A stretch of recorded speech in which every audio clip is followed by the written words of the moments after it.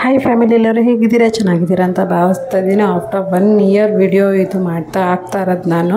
But ಈ videos ಎಲ್ಲ ನಾನು ಮೊಬೈಲಲ್ಲಿ ಅದು ಎಲ್ಲಿತ್ತು ಅಂತ ಗೊತ್ತಾಗ್ತಿಲ್ಲ. ಬಟ್ ಇವಾಗ ನನಗೆ ಮೊಬೈಲ್ ಕ್ಲೀನಾಗಿ ಸರ್ಚ್ ಮಾಡಬೇಕಾ ನನಗೆ ವಿಡಿಯೋ ಸಿಕ್ಕಿದಂಥದ್ದು. ಸಿಕ್ಕಿದ್ಮೇಲೆ ನಾನು ಶೇರ್ ಮಾಡ್ಕೋಬೇಕಂತ ಅನ್ನಿಸ್ತು. ಹಾಗಾಗಿ ನಾನು ಕೂಡ ಶೇರ್ ಮಾಡ್ಕೊತಾ ಇದ್ದೀನಿ ನಿಮ್ಮ ಹತ್ರ. ಸಂಜೆ ಮನೆಗೆ ಬಂದು ದೀಪ ಎಲ್ಲ ಹಚ್ಚಿ ಚೆನ್ನಾಗಿ ದೀಪಾವಳಿ ಸೆಲೆಬ್ರೇಷನ್ ಕೂಡ ಮಾಡ್ತಾಯಿದ್ವಿ. ಅದಾದಮೇಲೆ ಊರಿಗೆ ಹೋಗೋಣ ಅಂತಲೂ ಕೂಡ ಪ್ರಿಪ್ರೇಷನ್ನೇ ಮಾಡ್ಕೊತಾ ಇದ್ವಿ. ನನಗೆ ಈ ಥರ ಮನೆ ತುಂಬ ದೀಪ ಹಚ್ಚೋಕ್ಕಿಂತ ತುಂಬಾ ಇಷ್ಟ ಆಗುತ್ತೆ. ಬಟ್ ನನಗೆ ಟೈಮ್ ಇಲ್ದಿರೋ ಕಾರಣ ನಾನು ಇವಾಗ ಜಾಸ್ತಿ ದೇವ್ರ ಸಾಮಾನಿದೆ ತೊಳ್ಕೊಂಡು ಕೆಲಸ ಜಾಸ್ತಿ ಆಗುತ್ತೆ ಅಂತ ಅಷ್ಟೊಂದು ಮಾಡೋಕ್ಕೆ ಹೋಗೋದಿಲ್ಲ. ಯಾರ್ಯಾರು ನಿಮ್ಮ ಮನೇಲಿ ದೀಪಾವಳಿ ಸೆಲೆಬ್ರೇಷನ್ ಯಾವ ಥರ ಮಾಡ್ತೀರ ಅಂತ ಕಮೆಂಟ್ ಸೆಕ್ಷನಲ್ಲಿ ಕಮೆಂಟ್ ಮಾಡಿ. ಇದರ ಪುಟ್ಟದಾಗ ಒಂದು ರಂಗೋಲಿ ಇಟ್ಟು ಸುತ್ತ ದೀಪ ಹಚ್ಚಿ ಲಕ್ಷ್ಮಿಗೆ ಅಲಂಕಾರ ಮಾಡಿ ಈ ಥರ ತುಂಬ ನನಗೆ ಈ ಥರ ದೇವ್ರ ಮನೆ ಅಲಂಕಾರ ಮಾಡೋಕ್ಕೆ ತುಂಬಾ ಇಷ್ಟ ಆಗುತ್ತೆ.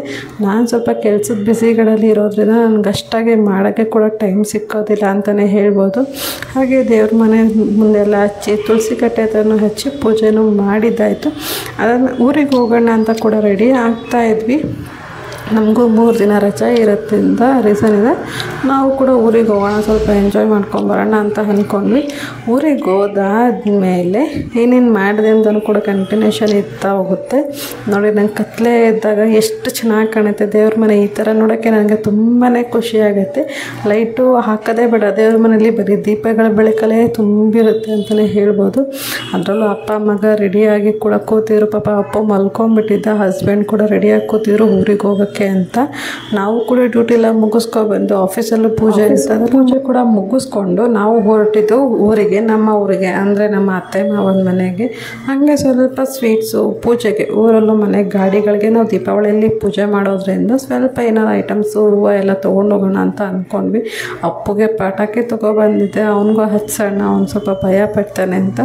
ಬಟ್ ಅವನು ಕೂಡ ಎಂಜಾಯ್ ಮಾಡ್ತಾಯಿತ್ತು, ಸ್ವಲ್ಪ ಹೆದ್ರುಕೊಂತಾನೆ ಇತ್ತು, ಆದರೂ ಕೂಡ ಎಂಜಾಯ್ ಮಾಡಲಿ ಅಂತ ಜಸ್ಟ್ ಸುಸುರು ಬತ್ತಿ ಆ ಥರದ್ದು ಮಾತ್ರ ನಾವು ಹಚ್ಚಿಸ್ತಾ ಇದ್ವಿ ಅಷ್ಟೇ. ಜಾಸ್ತಿ ಏನು ಸೆಲೆಬ್ರೇಷನ್ ಮಾಡೋಕ್ಕೆ ಹೋಗಲಿಲ್ಲ, ಯಾಕೆಂತಂದರೆ ನಾವು ಹೋಗಿ ಟಯರ್ಡ್ ಆಗಿತ್ತು. ಅಟ್ಲೀಸ್ಟ್ ಹೋಗಿ ರೆಸ್ಟ್ ಮಾಡೋಣ ಅಂತ ಅಂದ್ಕೊಂಡ್ವಿ. ಊರಿಗೆ ಮತ್ತೆ ನಾವು ಮಾರನೇ ದಿನ ಮನೆ ದೇವ್ರಿಗೆ ಕೂಡ ಹೋಗಬೇಕಾಗಿತ್ತು. ಹಾಗಾಗಿ ನಾನು ಯಾವುದೇ ಥರ ಇದು ಮಾಡೋಕ್ಕೆ ಹೋಗಲಿಲ್ಲ, ಜಾಸ್ತಿ ಸೆಲೆಬ್ರೇಷನ್ ಏನೋ ಮಾಡೋಕ್ಕೆ ಹೋಗಲಿಲ್ಲ. ಅವನು ಎಂಜಾಯ್ಮೆಂಟ್ ಮಾಡಿಕೊಂಡು ನಾವು ಖುಷಿಯಾಗಿ ನೋಡ್ಕೊಂಡು ಕೂತಿದ್ವಿ. ಬಟ್ ನೋಡಿ, ಅವನು ಎಷ್ಟು ಕೂಡ ಎಂಜಾಯ್ ಮಾಡ್ತಿದ್ದಾನೆ. ಬಟ್ ಹಾಗೆ ಸ್ವಲ್ಪ ಭಯ ಕೂಡ ಇರುತ್ತೆ. ಪಟಾಕಿ ಅಂದಮೇಲೆ ಚಿಕ್ಕ ಮಕ್ಕಳಿಗೆ ಕೊಡೋದು ಬೇಡವೋ ಅನ್ನೋದು ಯೋಚನೆ ಇರುತ್ತೆ. ಆದರೆ ಬಟ್ ಅವನಿಗೆ ಸ್ವಲ್ಪ ಹೆದರ್ಕೊಂತಾನೆ, ಹಾಗೆ ಸ್ವಲ್ಪ ತುಂಟಾಟ ಮಾಡಿ ಏನಾದರೂ ಸೊಪ್ಪು ಕಟ್ಕೊಂಡ್ಬಿಡ್ತಾನೆ ಅಂತ ನನಗೂ ಭಯ ಆಗ್ತಿತ್ತು. ಬಟ್ ಹಸ್ಬೆಂಡ್ ಅವ್ನು ಸುಡ್ತಾ ಇರ್ತಿರೋದ್ರಿಂದ ಹಸ್ಬೆಂಡ್ ಕೂಡ ಬಿಡ್ತಾಯಿರಲಿಲ್ಲ.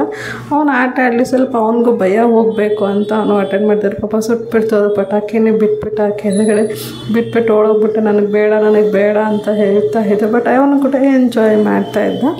ಅದಾದಮೇಲೆ ಬೆಳಗ್ಗೆ ಎದ್ದು ನಾವು ಕೂಡ ರೆಡಿಯಾಗಿ ಮನೆ ದೇವ್ರಿಗೆ ಹೊರಟಿದ್ವಿ. ಪಿರಿಯಾಪಟ್ಟಣದಮ್ಮ ಅಂತ ಮೈಸೂರು ಬಿಟ್ಟು ಇನ್ನು ಮುಂದೆ ಇರೋವಂಥದ್ದು. ಪಿರಿಯಾಪಟ್ಟಣ ಕುಶಾಲನಗರ ಇದು ಬರುತ್ತೆ, ಲೊಕೇಶನಲ್ಲಿ ಬರುತ್ತೆ ಅದು ಪಿರಿಯಾಪಟ್ಟಣ. ನನ್ನ ಹಸ್ಬೆಂಡ್ ಮನೆ ದೇವರು ಕೂಡ ಹೌದು, ನನ್ನ ತಾಯಿ ಮನೆ ದೇವರು ಕೂಡ ಹೌದು. ಪಿರಿಯಾಪಟ್ಟಣದಮ್ಮ ಮನೆ ದೇವರು, ಹೆಣ್ಣು ದೇವರು ಅಂತಲೇ ಹೇಳ್ಬೋದು. ಬಸ್ ಸ್ಟಾಪಿಗೆ ಬಂದು ಬಸ್ ಹತ್ಕೊಂಡು ನಾವು ಹೊರಟಿದ್ದು ಪಿರಿಯಾಪಟ್ಟಣದಮ್ಮನಿಗೆ. ಅಲ್ಲಿಂದ ನಮಗೆ ಡೈರೆಕ್ಟು ಒಂದೇ ಬಸ್ ಇಲ್ಲ ನಮ್ಮ ಊರಿಂದ.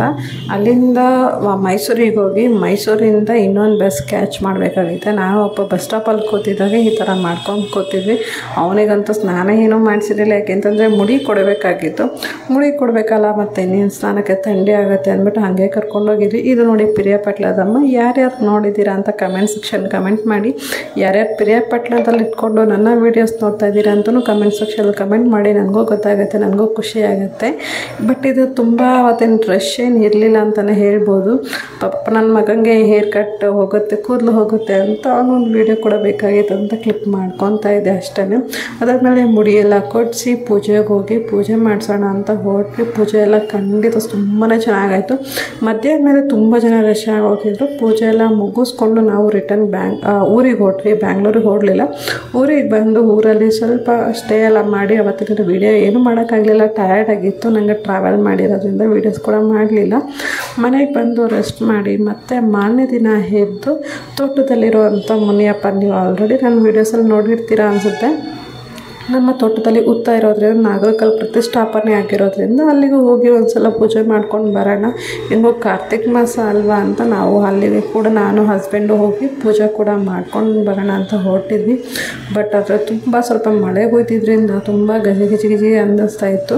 ಹೋಗಿ ಪೂಜೆ ಕೂಡ ಮಾಡ್ಕೊಂಬಂದ್ವಿ. ಬಟ್ ತುಂಬಾ ಸೊಳ್ಳೆ ಇತ್ತು. ಪಾಪ ನನ್ನ ಮಗ ಬೋರ್ಡ ಆಗಿದ್ದ, ಅವನು ನೋಡೋಕ್ಕೆ ಒಂಥರ ಖುಷಿಯಾಗಿತ್ತು ಅಂತಲೇ ಹೇಳ್ಬೋದು. ಅದಾದಮೇಲೆ ಹಾಗೆ ಇಲ್ಲಿ ಸ್ವಲ್ಪ ಸುತ್ತಮುತ್ತ ಹಾಗೆ ಒಂದು ವಿಡಿಯೋ ಕೂಡ ಕ್ಲಿಪ್ಪಿಂಗ್ ತೊಗೊಂಡೆ. ಅಕ್ಕಪಕ್ಕ ಚೆನ್ನಾಗಿ ಗಾಳಿ ಬೀಸ್ತಾ ಇತ್ತು. ಹಸ್ಬೆಂಡ್ ಕೂಡ ಪೂಜೆ ಮಾಡ್ತಾಯಿದ್ರು. ಇಲ್ಲಿ ನಾನು ನಮ್ಮ ಅತ್ತೆ ಆಗಲಿ ನಮ್ಮ ಮಾವಾಗಲಿ ಯಾರೂ ಅಷ್ಟಾಗಿ ಮುಟ್ಟಕ್ಕೆ ಹೋಗೋದಿಲ್ಲ. ಇದನ್ನು ನಮ್ಮ ಹಸ್ಬೆಂಡೇ ಕೂಡ ಜಾಸ್ತಿ ಪೂಜೆ ಮಾಡೋದು. YouTube family good morning. ಇವತ್ತು ನನ್ನ ನಾದಿ ಸೀಮಂತ ಇದೆ ಆ್ಯಂಡ್ ಇನ್ನೊಂದು ನನ್ನ ಆಫೀಸಲ್ಲಿ ಪೂಜೆ ಇದೆ. ಸೊ ಇವತ್ತು ಅದನ್ನೆಲ್ಲ ತೋರಿಸ್ತಾ ಹೋಗ್ತೀನಿ. ಗುಡ್ ಮಾರ್ನಿಂಗ್ ಎಲ್ಲರಿಗೂ. ಇವತ್ತಿನ ವ್ಲಾಗು ಇದೇ ಥರ ಇತ್ತು. ಇವತ್ತು ಬಂದು ಸಂಡೇ ವ್ಲಾಗು. ಅಲ್ಲಿಂದ ಮುಗಿಸ್ಕೊಂಡು ಮನೆಗೆ ಬ್ಯಾಂಗ್ಳೂರ್ಗೆ ರಿಟರ್ನ್ ಆಗಿದ್ವಿ. ಅದಾದಮೇಲೆ ನಾನು ವಿಡಿಯೋಸೇ ಮಾಡಲಿಲ್ಲ. ಅದಾದಮೇಲೆ ಕಂಟಿನ್ಯೂಷನ್ 2 ಡೇಸ್ ಆದಮೇಲೆ ನನ್ನ ಬ್ರಾಂಚ್ ಒಂದು ಕೆಂಗೇರಿಯಲ್ಲಿ ನಾನು ವರ್ಕ್ ಮಾಡೋ ಆಫೀಸ್ ಇನ್ನೊಂದು ಬ್ರಾಂಚ್ ಓಪನ್ ಇನಾಗ್ರೇಷನ್ ಇತ್ತು. ಮತ್ತು ಹಂಗೆ ನನ್ನ ನಾದಿನಿದು ಸೀಮಂತ ಕೂಡ ಇತ್ತು. ಫಸ್ಟು ಬ್ರಾಂಚಿಗೆ ಬಂದು ಇನಾಗ್ರೇಷನ್ ಕಂಪ್ಲೀಟ್ ಮಾಡಿದೆ. ಎಲ್ಲ ಇನ್ಫ್ಲೂಯೆನ್ಸರ್ ಕೂಡ ಬಂದಿದ್ದರು. ನನಗೂ ತುಂಬಾ ಖುಷಿ ಆಯಿತು ಅಂತಲೇ ಹೇಳ್ಬೋದು. ಇದು 26th ಬ್ರಾಂಚು ಕೆಂಗೇರಿಯಲ್ಲಿ ಓಪನ್ ಆಗಿರೋವಂಥದ್ದು. ಇದು ಬ್ರಾಂಚ್ದು ನಾನು ವೀಡಿಯೋ ಕೂಡ ಹಾಕಿದ್ದೀನಿ. ಬೇಕಾದ್ರೆ ನೀವು ಹೋಗಿ ಚೆಕ್ ಕೂಡ ಮಾಡ್ಬೋದು. ಕೆಳಗಡೆ ಲಿಂಕಲ್ಲಿ ಕೊಟ್ಟಿರ್ತೀನಿ, ಹೋಗಿ ಕೂಡ ಚೆಕ್ ಮಾಡ್ಬೋದು. ಬೆನಕಾ ಗೋಲ್ಡ್ ಕಂಪನಿ ಅಂತ ಇದು ಬಗ್ಗೆ ಫುಲ್ ಡೀಟೇಲಾಗಿ ನನ್ನ ವ್ಲಾಗಲ್ಲಿ ಇರುತ್ತೆ. ನೀವು ಅದ್ರ ಹೋಗಿ ಚೆಕ್ ಮಾಡ್ಬೋದು. ಅದಾದಮೇಲೆ ಈ ಫಂಕ್ಷನ್ ಮುಗಿಸ್ಕೊಂಡು ಹಾಗೆ ನನ್ನ ನಾದಿನಿದು ಸೀಮಂತ ಕೂಡ ಇತ್ತು. ಹಾಗೆ ನನ್ನ ನಾದಿನಿ ಸೀಮಂತ ಕೂಡ ಇತ್ತು. ಸೀಮಂತ ಎಲ್ಲ ಫುಲ್ ಫಂಕ್ಷನ್ ಎಲ್ಲ ಮುಗಿದೋಗಿತ್ತು. ನಾನು ಬಂದಿದ್ದೆ ಲಾಸ್ಟ್ ಎಂಡು. ಮನೆಗೆ ಹೊರಟಿದ್ರು, ಆವಾಗ ಬಂದೆ. ನಾನು ಹಂಗೆಲ್ಲ ಮುಗಿಸ್ಕೊಂಡು. ಬಟ್ ನಾನು ಬಂದಿದ್ದು ಲೇಟಾಗಿತ್ತು. ಕೆಂಗೇರಿಲಿದ್ದಿದ್ದು ನಮ್ಮ ಬ್ರಾಂಚು. ಅಲ್ಲಿಂದ ನಾನು ಹೆಗ್ನಳ್ಳಿಗೆ ಬರೋದು ತುಂಬ ಲೇಟಾಗಿ ಹೋಗಿತ್ತು. ಎಲ್ಲ ನೋಡಿ ಎಲೆ ಎತ್ತಿ ಎಲ್ಲ ಮನೆಗೆಲ್ಲ ಪ್ಯಾಕ್ ಮಾಡ್ಕೊಂಡು ಹೊರಟಿದ್ರು. ಸರಿ ಓಕೆ. ಹಂಗೆ ಫಂಕ್ಷನ್ಸಲ್ಲಿ ಸ್ವಲ್ಪ ಜನ ಇದ್ರಲ್ಲ, ಇರೋಷ್ಟು ಜನನೇ ಮಾತಾಡ್ಸೋಣ ಅಂತ ಮಾತಾಡ್ಸ್ಕೊಂಡು ಮನೆಗೂ ಕೂಡ ಬಂದ್ವಿ. ಮನೆಗೆ ಬಂದಿದ ತಕ್ಷಣ ನಾನು ಆರತಿ ಮಾಡಿ ಒಳಗಡೆ ಕರ್ಕೊತಾ ಇದ್ದೆ. ಬಸ್ರಿ ಹೆಂಗಸಿಗೆ ಆರತಿ ಮಾಡಿ ದೃಷ್ಟಿ ತೆಗೆದು ಒಳಗಡೆ ಕರ್ಕೊಂಡ್ರೆ ಒಳ್ಳೇದು ಅಂತ ಅನ್ನಿಸ್ತಾರೆ.